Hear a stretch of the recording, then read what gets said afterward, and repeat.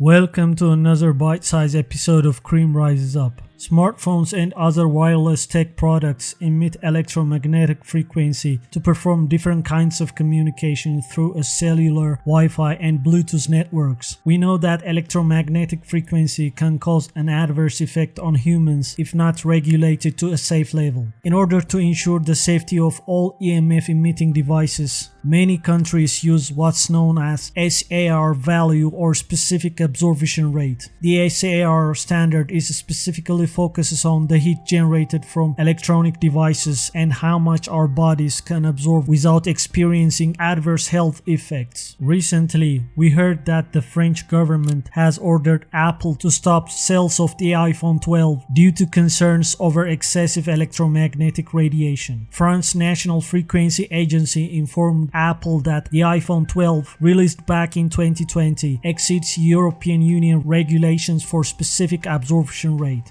The European Union limits the head and trunk exposure to not exceed 2 Watt per kilogram, and if we carry a device on our pocket or hands, the maximum threshold is limited to 4 Watt per kilogram. According to the French agency, the iPhone 12 exceeds the LIMS limit at 5.74 Watt per kilogram. Following this discovery, France has banned the sale of the iPhone 12 and will oversee Apple's software update to fix the issue. At first, Apple did not think the issue with the iPhone 12 was a serious one, but later it was forced to release a software update to fix the problem. Even though this latest act from Apple will appease all the parties concerned, the effect of radio frequency on our health runs a little deeper than we think. As I alluded to earlier, the SAR method only measures the heat generated from smartphones or any mobile electronic devices held at specific position. However, the extent of electromagnetic device dangers cannot be fully explained with a specific SAR measurement. Overexposure of 4G network emitting devices can cause several biological damage to our bodies.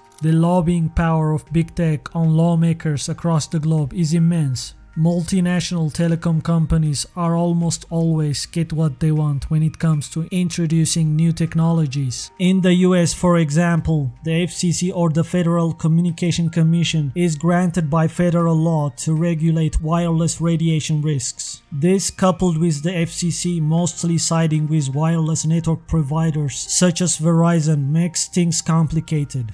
In any case, plenty of independent studies have shown that the overexposure to a 4G or LTE emitting devices can have a negative effect on our bodies. For instance, one research paper published at the National Library of Medicine database found out that extended exposure to a pulsed long-term evolution or LTE radiation during early life may have a lasting effect on adult behavior. This research was conducted by exposing animals for 30 minutes per day and 5 days per week at a whole body average specific energy absorption rate of 1 Watt per kilogram. These animals or mice were tracked during their pregnancy stage from as early as 30 days of the start of gestation up until the postnatal day of 21. A system that tracks animal behavior measured how much animals moved around, drank, and ate in their home cages from 12 to 28 weeks old. Another research published at PubMed Central also showed that electromagnetic fields can interact with the nervous system and cause changes in its structure or function.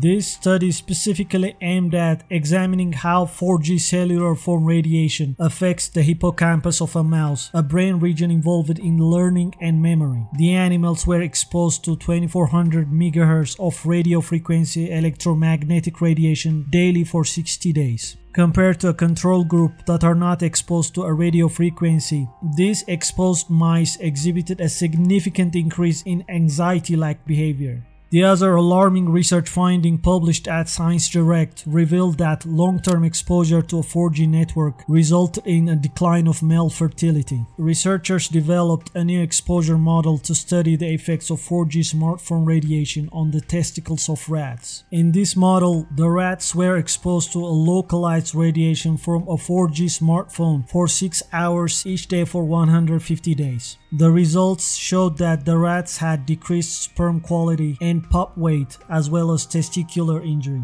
Of course, I'll put the links of all the research papers mentioned in this video so that you can have a deeper look. These research findings are not something that we should ignore. We need to pay close attention to the whole thing. In fact, we can find several research articles that state the dangers of overexposure to cellular networks beside the ones mentioned above if we spend an hour or more on the internet.